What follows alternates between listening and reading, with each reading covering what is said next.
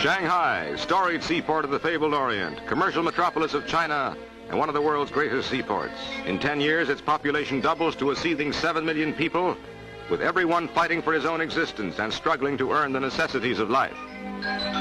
With tremendous increase in export and import trade, Soochow Creek is the scene of congestion and fever heat activity as riverboats push their way up and down the waterways, busily engaged in loading and unloading much-needed cargoes.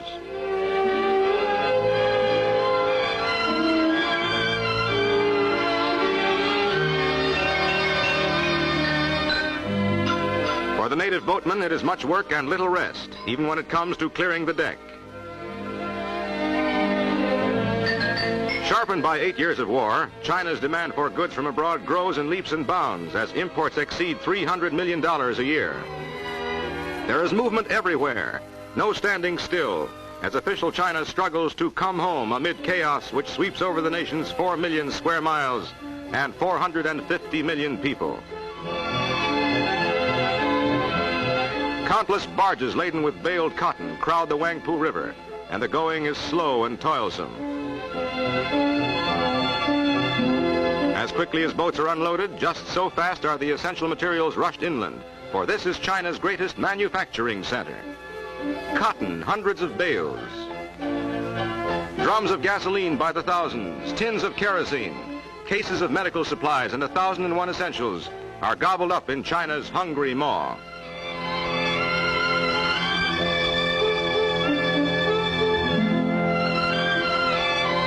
Keeping pace with the increasing volume of imports is one of Shanghai's ever-present problems, as these imports double month by month.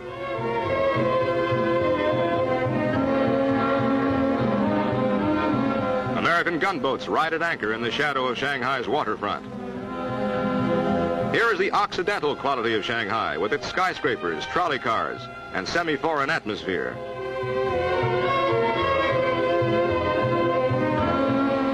With leaders striving to stem China's constant economic chaos, Shanghai bulges with milling crowds, vehicles of all sorts, and the familiar rickshaw. Shanghai streets present a mass of pushing, rushing pedestrians, all forming a human barrier to speed on every avenue and road. As the population continues to soar to unbelievable heights, so too bounces the cost of living to more than 5,000 times pre-war levels. Speculative activity still is great, and common everyday goods are scarce.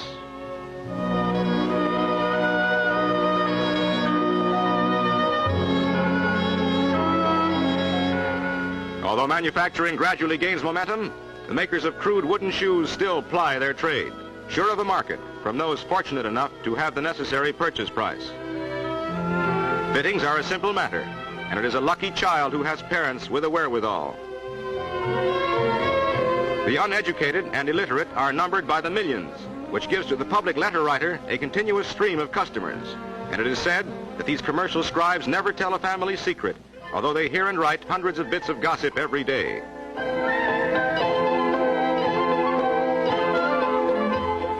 Openly vending their smuggled or pilfered goods, the black marketeers are one of the big problems for Shanghai civic leaders. Handbags for the ladies, fountain pens, keychains, cigarette holders, and knickknacks for the men.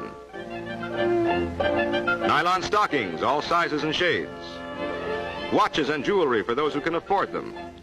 Perfumes and cosmetics for the ladies. And canned goods by the thousand.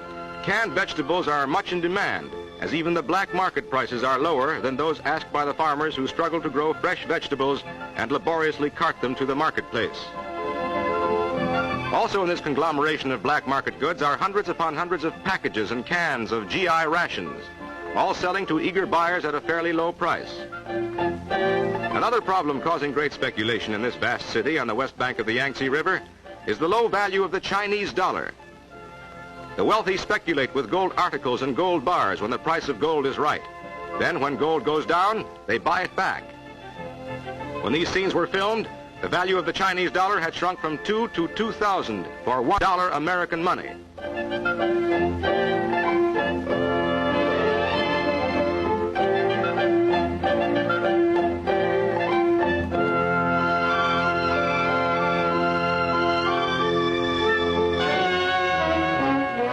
beyond the city, coolies still take the place of machinery as they work as human mules, doing the almost impossible job of pulling a barge against the stream in shallow water.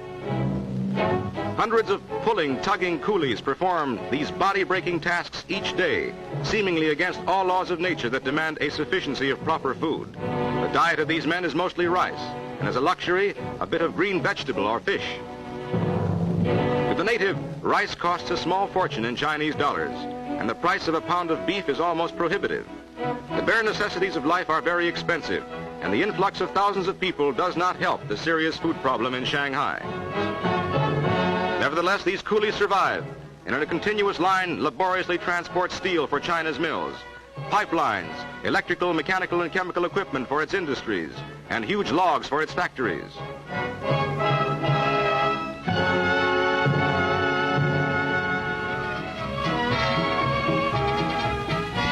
But amid this topsy-turvy hustle and bustle, the more prosperous natives find time and money to crowd into the theaters. Their taste varies, from the tree-hurdling Tarzan to the more complacent atmosphere of Kismet.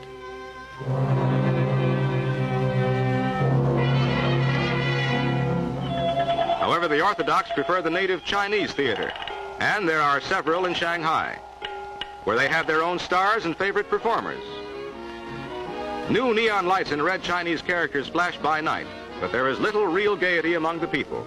Restaurants and cafes are crowded, and dancing to modern band music is the favorite pastime of Shanghai's cafe society. Although the men dress in Occidental fashion, these women stick to their Oriental gowns of genuine beauty. Every day, thousands of people come to Shanghai only to be faced with a housing shortage and absolute lack of living accommodations, while other thousands seek to migrate to nearby cities and towns less crowded. At every hour of day and night, hundreds stand in line at the North Station Railroad ticket office, hoping to purchase tickets to outside points.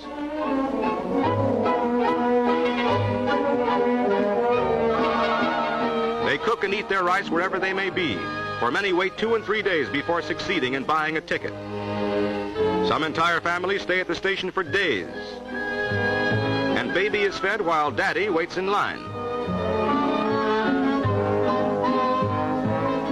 Outside the station, the situation is even worse, and incredible as it may seem, some sprawl out on the sidewalks and sleep as they wait. Many trains are not merely hours late, but days behind, and schedules are as much of a jumble as the city itself. Others too poor to have railroad fare start their migration on foot, carrying all their worldly belongings and dragging their weary bodies to somewhere, anywhere, where they can start life anew, away from the city of disarray and chaos.